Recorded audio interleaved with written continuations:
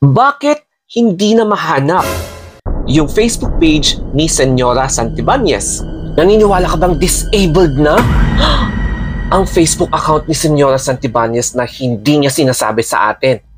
O baka naman, nag-deactivate lang si Senyora Santibanez at babalik siya sa tamang panahon. I-check natin ang mga social media accounts ni Senyora, no? Starting off with the Facebook account.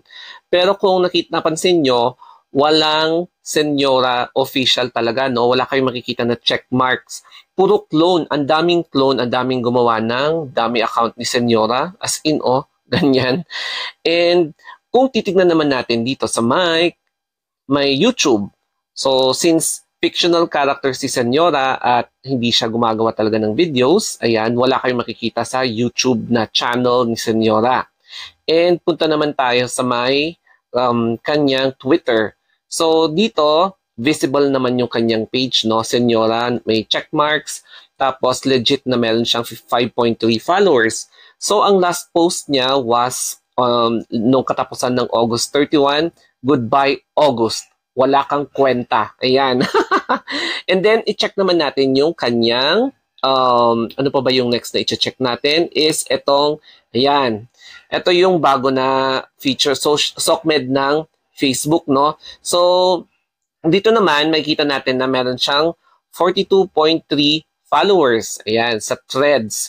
So, makikita nyo na yung last na post niya was 8 weeks ago. So, ayan, 8 weeks ago. Medyo makapal mukha mo sa part ng acting true friend ka sa harap ko. Tapos, lakas mo pala manira. Ayan.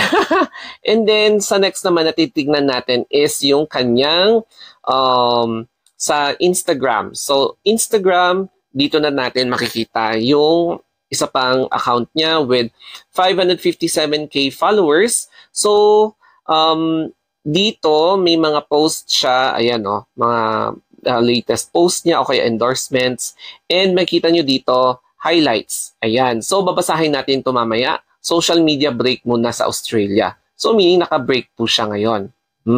At pala pati dito sa Twitter, no? Wala tayong nakita na Senyora. So, ang dami niyang clone. Ayan, 11.3 followers, 26.2 followers, pero hindi ito si Senyora. Ang daming clone sa kanya dito sa my Twitter, or TikTok, I should say. So, parang mukhang pati dito sa TikTok, nag-deactivate or wala talaga siyang TikTok. I'm not sure. Tignan na lang natin pagbalik ni Senyora if ever man na nag-deactivate lang pala siya. Meron din kasing mga nangangamba na baka halintulad din yung page ni Senyora sa nangyari sa Facebook page ni Rendon Labrador kung saan biglang naglaho, no? Pero gayon pa man, nagkaroon siya ng way para bumangon ulit at nagkaroon ng second page si Rendon Labrador. O di ba? Pero I'm not sure kung ano nga ba yung totoong nangyari sa page ni Senyora. Ito yung post ni Senyora sa kanyang IG. So sabi niya, social media break muna sa Australia para makapag-move on. Hahanap munang bubudulin para may laman ang bayong pagbalik ko ng Pilipinas. And then sabi pa, wag nyo ko muna mamiss ha, kahit wala muna kayong makikitang maganda sa FB. Tiisin nyo na lang muna. Ito na yung possibilities, no? Tsaka yung una dito is yung deactivation. Makikita nyo dito na kapag nagde-deactivate kayo ng page, ganito ang mangyayari. Either page o kaya yung profile nyo. So, sabi dito, deactivating or deleting your Facebook page. May dalawang option dyan. Deactivate page, this can be temporary. Tapos yung isa naman is delete page. This is permanent. Kaya pag-isipan nyo mabuti, kapag may mga balak kayong tanggalin ang page nyo o kaya i-deactivate yung page nyo. Kasi kapag once na delete page, ayan, hindi mo na may ibabalik pa.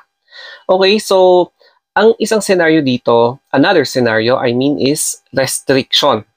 Makikita nyo dito na kapag na-restrict yung page mo or profile nyo, posibleng parang ganito ang magpapakita.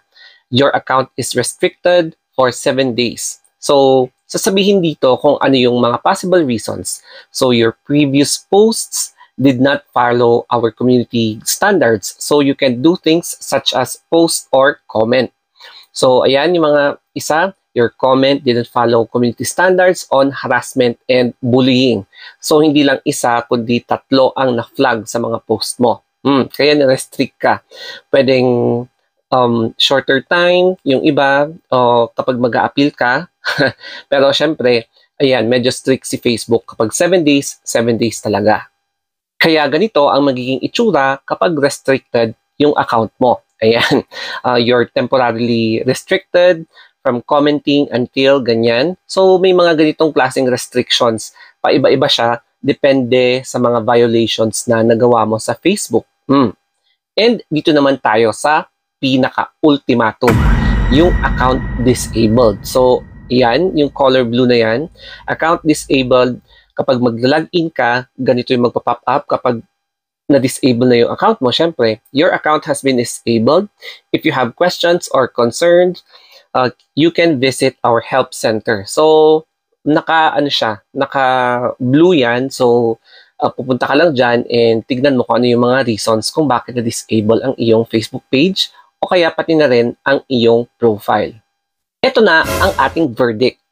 Malakas talaga ang kutob ko na nag-deactivate lang ng Facebook page si Senyora Santibanez. So, I'm not sure kung same na ganito yung picture na gagamitin niya sa bago niyang profile. Pero since parang nasa coping stage siya, nagka-coping, baka ibang picture ang ipopost niya. Kasi nga, baka nakapag-move on na siya pagbalik dito sa Pilipinas. Gusto niya bagong buhay at magugulat kayo, malaki na ang kanyang hinaharap. Kaya sa mga kumukot siya sa kanya na flat surface, baka malabundok ang ipapakita niya sa inyo. O, di ba?